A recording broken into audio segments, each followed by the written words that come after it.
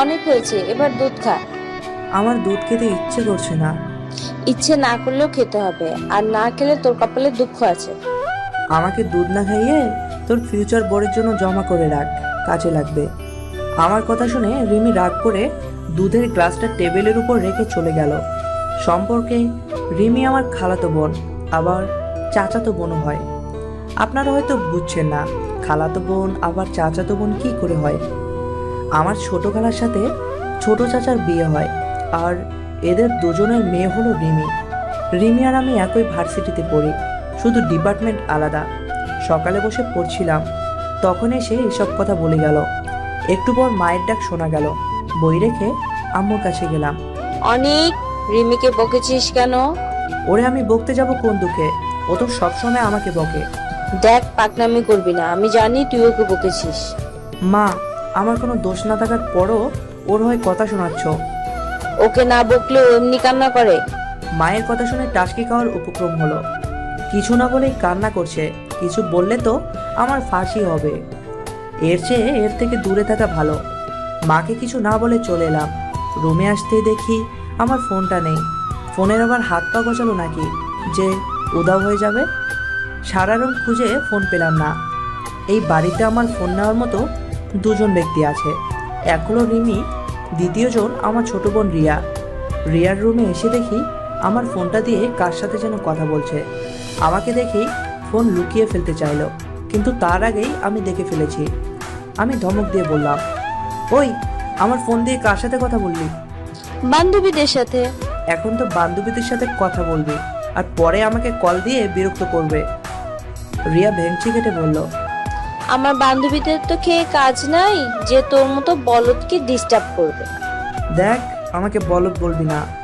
আরেকবার বললে তো চুল টেনে ছিঁড়ে দিব, তখন বুঝবি বলদ বলার মজা। রিয়ার কিছু না বলে আমার হাতে ফোনটা দিয়ে চলে গেল। যাক, বাঁচা গেল, না হলে তো আমার সাথে ঝগড়া করতেই থাকতো। ভাবলাম রিয়ার বান্ধবীকে একটু জ্বালাই, কিন্তু কল লিস্টে কোনো নাম্বার দেখলাম না। হারামিটা নাম্বার ডিলিট করে দিছে। কিছুক্ষণ পর খাবার খেয়ে ভার্সিটিতে চলে আসলাম। বন্ধুরা মিলে আড্ডা দিচ্ছি, তখন ইমন বলল, চল সবাই মিলে ট্রুথ আর ডেয়ার খেলি। ইমনের কথায় সবাই রাজি হয়ে গেল। প্রথমে আমার পালা। আমি ট্রুথ নিতে চাইলাম, কিন্তু হারামিরা ডেয়ার দিল।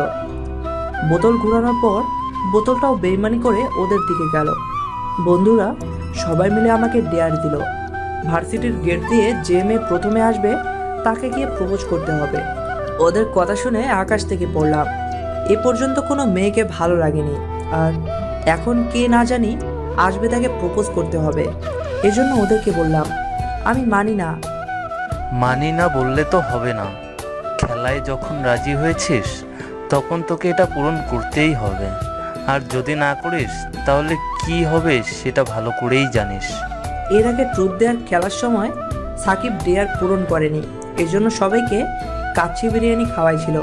কিন্তু এখন তো আমার কাছে টাকা নেই, তাই ডেয়ার দিতে হবে। একটু পর ভার্সিটির গেট দিয়ে হিয়া ম্যাডাম প্রবেশ করলো। ম্যাডামকে দেখে ফয়সাল বলল, দোস্ত তোর কপাল খারাপ, কিছুদিন আগে ম্যাডামের বিয়ে হয়ে গেছে, এখন বিবাহিত ম্যাডামকে প্রপোজ করতে হবে। দোস্ত তোরা আমাকে মাফ কর, হাজার হলেও আমার একটা সম্মান আছে, আমি এই বিবাহিত ম্যাডামকে প্রপোজ করতে পারবো না। এসব বলে লাভ নাই, তোরে প্রপোজ করতেই হবে। ফয়সাল, অনিককে একটা গোলাপ এনে দে। আরে কষ্ট করে গোলাপ আনতে হবে না, আমি দিচ্ছি। এই বলে রাব্বি আমার দিকে গোলাপটা বাড়িয়ে দিল। এরা বন্ধু না বাস বুঝতেছি না। আমি তো আমার ভবিষ্যৎ অন্ধকার দেখতে লাগলাম। সবাই মিলে আমাকে ধাক্কা দিয়ে দিল যাতে গিয়ে ম্যাডামকে প্রপোজ করি। এ পর্যন্ত কোনো মেয়ের সাথে প্রেম করতে পারলাম না, আর আজ কি না এক বিবাহিত মহিলাকে প্রপোজ করতে হবে? এটা আমার সাথে ঘোর অন্যায় হয়েছে। এর চেয়ে ভার্সিটির পুকুরে ঝাঁপ দেওয়া ভালো ছিল। হাঁটতে হাঁটতে প্রায় ম্যাডামের সামনে চলে এলাম। আর একটু গেলে ম্যাডামকে পেয়ে যাব। আমি তো ভয়ে লজ্জায় লাল, চোখ তুলে তাকাতে পারছি না। মাটির দিকে তাকিয়ে হাঁটতে হাঁটতে ম্যাডামের সামনে দাঁড়ালাম। হ্যাঁ, গোলাপি ড্রেস পরে ম্যাডাম এসেছে। ম্যাডামের দিকে গোলাপটা বাড়িয়ে দিয়ে চোখ বন্ধ করে বললাম, ম্যাডাম, লাভ ইউ। একটু পর আমার দুগালে ঠাস ঠাস করে থাপ্পড় পড়ার শব্দ হলো। আমি দুগালে হাত দিয়ে চোখ তুলে তাকালাম। দেখি আমার সামনে একটা পরীর মতো মেয়ে দাঁড়িয়ে আছে। এখানে তো ম্যাডাম থাকার কথা, নাকি থাপ্পড় খেয়ে ম্যাডামকে পরীর মতো দেখছি? আমি দু চোখ ডলে আবার তাকালাম।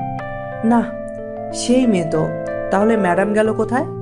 আমি আশেপাশে তাকিয়ে ম্যাডামকে খুঁজতে লাগলাম, কিন্তু ম্যাডামকে পেলাম না। এদিকে মেয়েটা একের পর এক বকা দিয়েই যাচ্ছে। আমি তো জীবনেও এত বকা শুনিনি। উফ বাবা!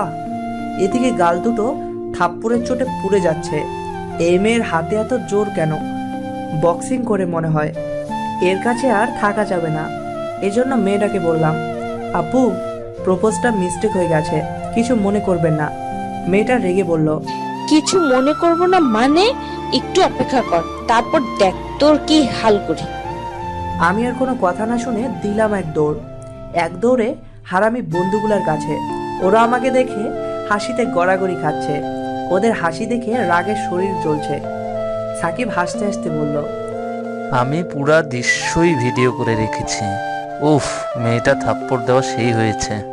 তোরা আমাকে এভাবে মুরগি বানালি কেন? এর আগে তুই সবাইকে মুরগি বানাইছিস, আজ আমরা প্ল্যান করে তোকে মুরগি বানাইলাম। আমি কিছু না বলে ব্যাগ থেকে পানির বোতল বের করে খেতে লাগলাম। কিছুক্ষণ পর ক্যাম্পাসে পুলিশের গাড়ি চলে এলো। জিপ থেকে পুলিশ অফিসার নেমে সেই মেয়েটার কাছে গেল।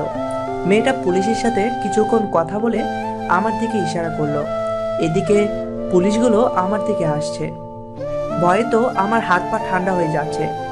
এই পুলিশ কাকুরা তো শিওর আমাকে নিয়ে গিয়ে উদম কেলানি দিবে। ভাবতেই শরীরে ব্যথা শুরু করলো। কিন্তু আমি একা কেন কেলানি খাবো?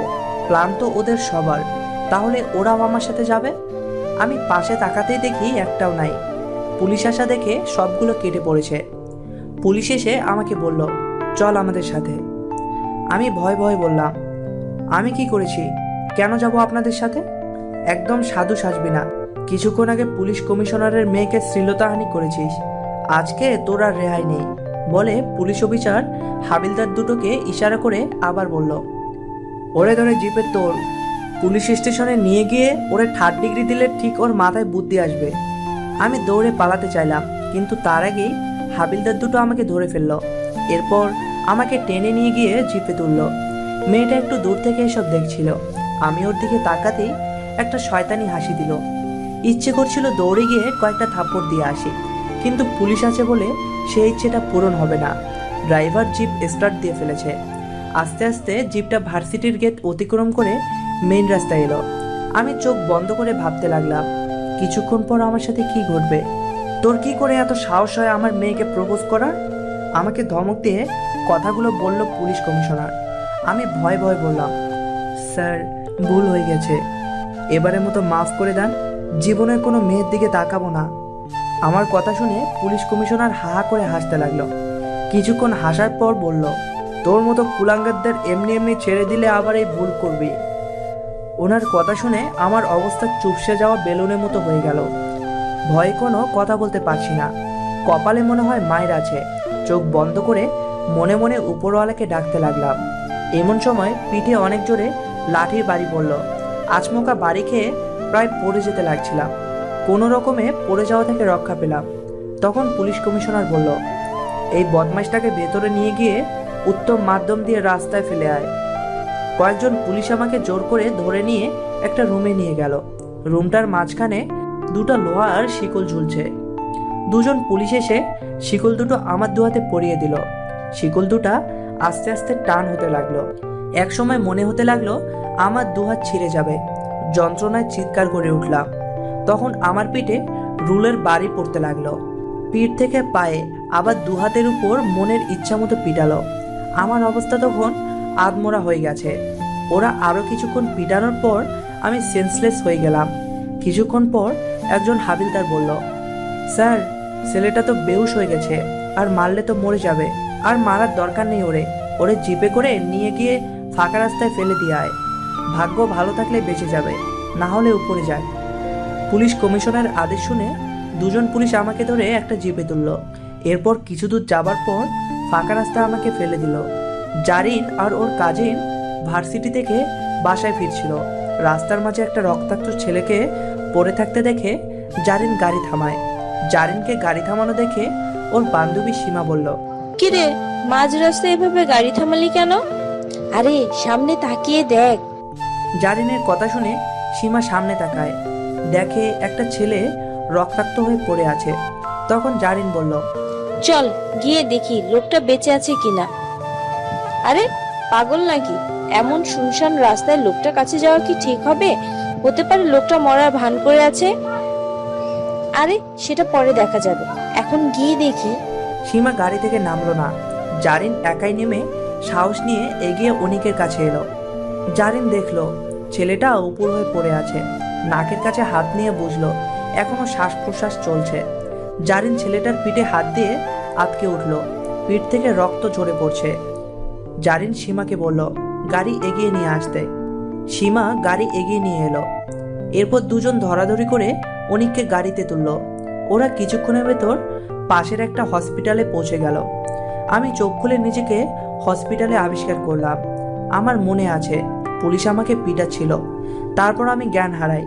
এরপর আমার কিছুই মনে নেই। কিন্তু আমাকে হসপিটালে আনলো কে? পুলিশরা তো আনবেই না, তাহলে অন্য কেউ এনেছে। আমি হাত পা নাড়াতে গিয়ে পারলাম না, মনে হচ্ছে হাত পায়ের কোনো অনুভূতি পাচ্ছি না। একটু পর একজন ডাক্তার রুমে প্রবেশ করলো। আমার জ্ঞান ফিরে এসে দেখে বলল, ইয়াং ম্যান, এখন কেমন লাগছে? ডাক্তার সাহেব, মরতে মরতে বেঁচে আছি। এখন কিছুটা ভালো লাগছে, তবে শরীরে প্রচণ্ড ব্যথার যন্ত্রণা করছে। হাত পায়ের কোনো অনুভূতি পাচ্ছি না। আপনার শরীরে অনেক আঘাতের চিহ্ন পেয়েছে, কেউ আপনাকে নির্মমভাবে মেরেছে। ভাগ্যিস মেয়ে দুটা ঠিক সময় আপনাকে হসপিটালে আনে। অতিরিক্ত রক্তক্ষরণের জন্য আপনার রক্ত লাগতো, তখন মেয়েটাই আপনাকে রক্ত দেয়, এজন্য আপনি আর জীবিত আছেন। মেয়েটার কাজের বর্ণনা শুনে মনে হলো ভালো মনের মেয়ে, না হলে এমন কাজ করতো না। আমাকে যে করেই হোক মেয়েটাকে খুঁজে বের করতে হবে। এজন্য ডাক্তারকে বললাম, আচ্ছা মেয়ে দুটার কোনো পরিচয় জানেন? সরি, ওরা ওদের পরিচয় দেয়নি। ডাক্তারের কথা শুনে আমার মনটা খারাপ হয়ে গেল, কারণ যে আমার জীবন বাঁচালো তাকে ধন্যবাদ দেওয়ার সুযোগটাও পেলাম না। ডাক্তার আমার ঠিকানা, বাড়ির নাম্বার নিল। এরপর বলল, আপনার বাসায় ফোন করে জানানো হবে। ও হ্যাঁ, আপনার নামটা তো জানা হলো না। জি, আমার নাম অনিক হাসান। মিস্টার অনিক, আপনি আপাতত রেস্ট নেন, আমি এখন যাই। কোনো কিছুর দরকার হলে আপনার পাশে থাকা রেড বোতামে চাপ দিবেন, সাথে সাথে নার্স চলে আসবে। ডাক্তার আমাকে কিছু বলার সুযোগ না দিয়ে রুম থেকে প্রস্থান করলো। কয়েক ঘন্টা পর বাসার সবাই হসপিটালে চলে এলো। আমার এই অবস্থা দেখে আম্মু, খালামণি, ছোট বোন কান্না করতে লাগলো। রিমি একপাশে মন খারাপ করে দাঁড়িয়ে আছে। বাবা আর চাচা মুখ ভার করে বসে আছে। একটু পর বাবা বলল, তোর এই অবস্থা কে করেছে? এসবের জন্য তো আমিই দায়ী। ওই মেয়েটাকে যদি প্রপোজ না করতাম তাহলে এসব হতো না। বাবাকে এসব বললে উল্টা আমাকে বকবে, এজন্য বললাম। রাস্তায় ডাকাত ধরেছিল, ওরা আমার এই অবস্থা করেছে। পরের পর্বের জন্য সাবস্ক্রাইব করে পাশে থাকুন এবং কমেন্ট করে জানান গল্পটি কেমন লাগলো। আর হ্যাঁ, একদিন পর পর সকাল 8টায় ভিডিও পাবেন, মনে থাকে যেন।